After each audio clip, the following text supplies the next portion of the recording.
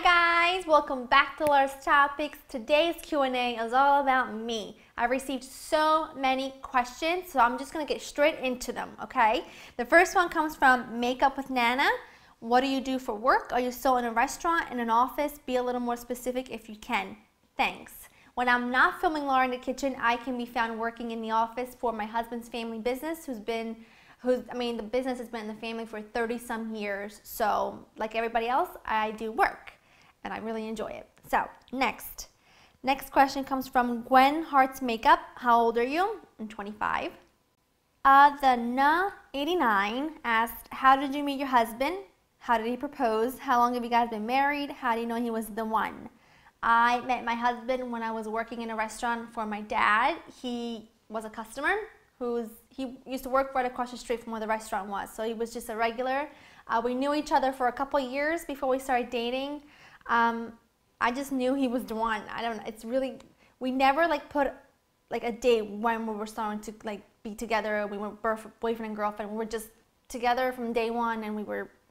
I don't know. When you know it's the one, it's the one. It's really difficult to explain, but I just knew from day one.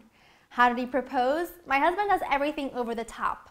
So when he proposed, we were on the beach and we were taking a walk, and all of a sudden he went down on one knee, and there was a plane who flew over us with this big banner that says, "Laura, I love you. Will you marry me, Joe?" So take that for a proposal. And I was so nervous. My legs started shaking. I fell down. The ring went into the ocean. He had to get it. It was awesome. It was amazing. We've been married for about 2.5 years. Francis 1775 said, "Is Joe Vitale your former best friend?" That's now your husband. Yes, we are best friends. We were friends before we were boyfriend and girlfriend, before we were anything else. And I think that is the most important thing in a relationship, that you make sure you guys are friends first, then boyfriend and girlfriend, then you get married and all that. Gwen Hearts Makeup said, how old were you when you started cooking on your own, and what was the first meal you made? Thanks. The first time when I really started cooking on my own was when I moved to the States from Italy. It was something that I felt like brought me back home in a way, so cooking for me really made me feel better. And the first thing I made was just Sunday sauce, because I remember it had to have been a Sunday, and I was really homesick, so I called my grandmom, and as she was cooking Sunday sauce, she was telling me what to do. And that was the first meal I made on my own, really. Ralix asked, hi Laura, I love your videos. My question was, how old were you when you came to the United States? Did you meet your husband here or in Italy? And how? Also, how old were you when you got married? It would be a special treat if you filmed this with your husband. Much love to you. I came to the United States when I was 12 in 1998. I met my husband here in 2006, I believe. 2006? No, 2005 is when we met. We started dating in 2007. I was 22 when I got married, 2 weeks away before I turned 23. So I was almost 23 when I got married. Can I make a video with my husband? He's filming me, so it's hard to do that. So he's like the man behind the scene, but trust me, he's there with me. So he's technically filming with me, but you just can't see him. Nick J13 Leva said, Laura, I was wondering if you could show us how you do your big bun and many ways to style your bangs. Thanks so much. I've gotten so many requests to show how to do my big hair bun, which is really easy, but I'm going to be doing a specific topic just on how I do my bun or my low bun, because I get so many questions on an everyday basis on how I do that, so I feel like it deserves its own topic. So stay tuned for that one in just a little while, because it will be a topic just on the big bun. Fit Ange asked, when you have children, will you encourage them to follow in your footsteps and become a chef, a food lover just like you? I'm going to encourage them to do whatever it is that they love, but I will raise them appreciating and loving food the way that I do, because like I always say, to me, it's not just I have to make dinner, here's food, eat it and go. To me, it's something that means a lot, says a lot, and I know that I connect with my family in Italy through food, and I want my children in the future to feel the same. I want them to feel connected to their family with family recipes that I've been eating since I had teeth to chew. So yes, I will teach them to be food lovers, but as far as what they want to do with their lives, it's completely going to be up to them.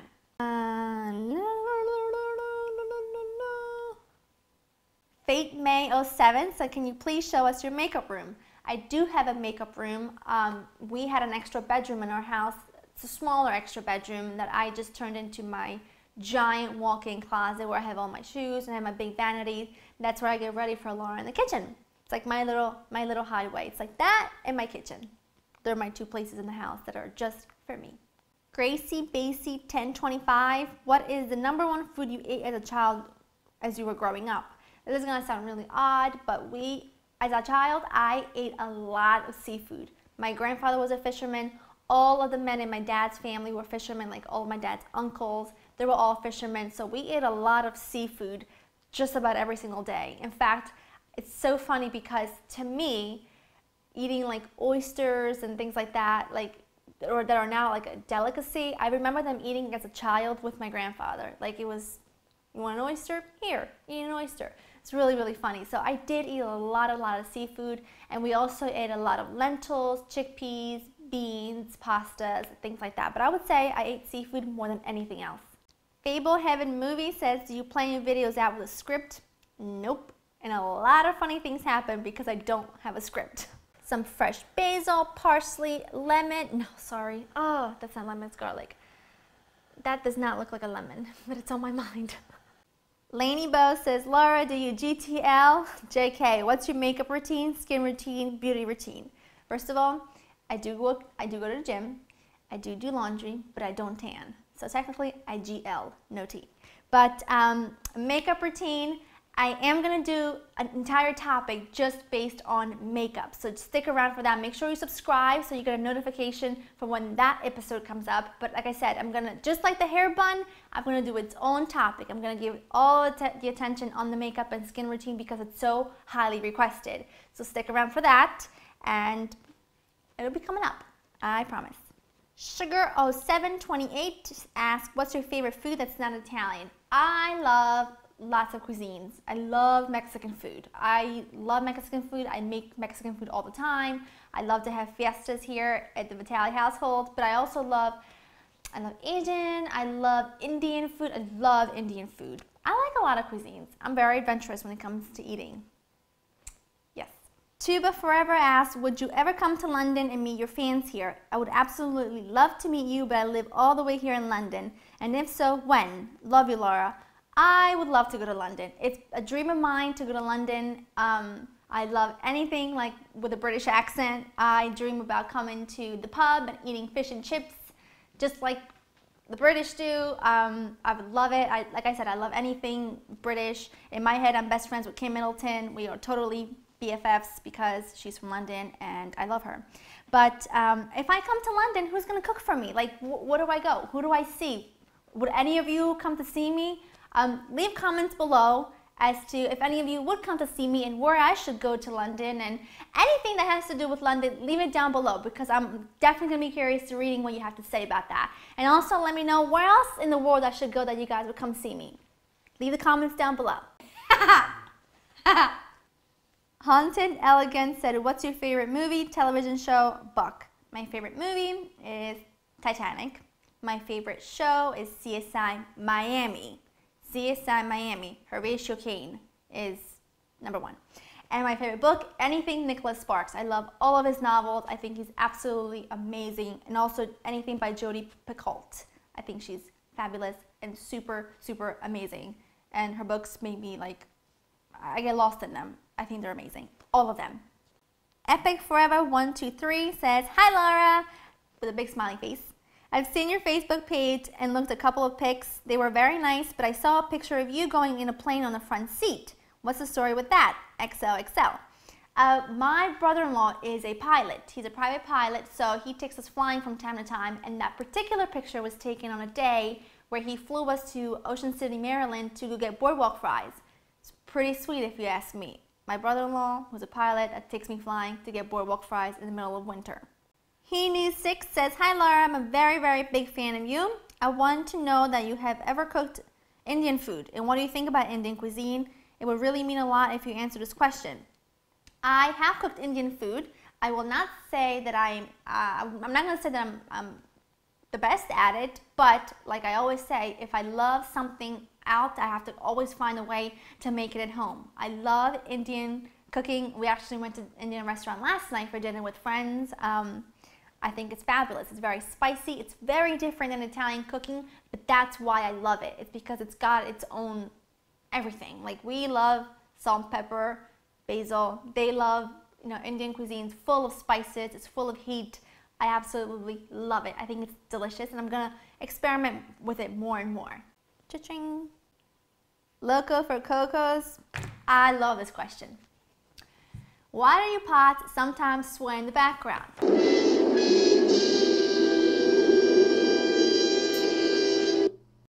There is no ghost in my house. It's not paranormal activity. It's because before we film a video, an episode for Laura in the Kitchen, I am either taking a pan off the shelf or off the rack or putting one back on. Therefore, the pots sway because the rack moves, because putting the pot on, they move. So there's no ghost in here. There's no paranormal activity. It's just me either putting one on or taking one down. That's all. Gakuwai1910 says, "Hi Laura, I read in some comments in one of your videos that you had an accident that almost cost you your eye when you were much younger, and it has left your eyebrows slightly imbalanced. I'm just curious what accident it was. P.S. I look forward to watching your videos every day. They somehow make my day complete." That's very sweet. Thank you very much for the support. So, my eyebrows. I'm well aware that they're not even. If I had $1 for anybody mentioned that my eyebrows are not even, I'd be a millionaire and I could retire in the Bahamas somewhere. When I was about, I would say about 1.5 years old, I was over at my grandparents' house, and they have a really big bed, and next to the bed they have nightstands. Well, the nightstands are very pointy, they have very pointy edges. I was taking a nap. I don't remember this. This is just what I've been told. And as I was sleeping, I went to roll over and I almost fell off the bed, but the nightstand caught me, but I hit my face as I was rolling, and the little pointy edge of the nightstand hit me right in my eye, right here. And in fact, I have a big scar that goes from here all the way up here. And the doctor said if it just would have hit me just a little teeny tiny bit more right here, I would have lost my eye. So because of the scar, the hair will not grow. So I do have to pencil it in. That's why they're not identical, which I'm okay with that, because a slightly different eyebrow is better than no eye at all. So that's why my eyebrow is different than this eyebrow, because there's no hair that really grows in this section here. Yolande C says, "Hi Laura, I'm an avid follower of your videos. We all know that you're Italian and that you have been in the US for some time now. I am an expat myself, Spanish, living in France, and although I'm happy in France, there's so many things that I miss, not material. I wanted to know what are the things, material or not, and food that you miss most from Italy, and how integrated in the US, and how you integrate into the US. Thank you again, you're amazing, Yolanda." I miss a lot of things about Italy. The number one thing, of course, I miss my family, because I don't know if a lot of you know this, but most of my family lives in Italy. So I miss my grandma, I miss my mom, I miss my brother, my aunts, my uncles, my cousins. They all live there, which I do try to visit as often as I can, but that's the number one thing that I miss about Italy. Of course, I miss some of the food, because there are certain things that I can't find here in the US. I can't find these specific peppers that I used to eat as a child so much, and they're my favorite peppers. I can't find them here, so I only eat them when I go there.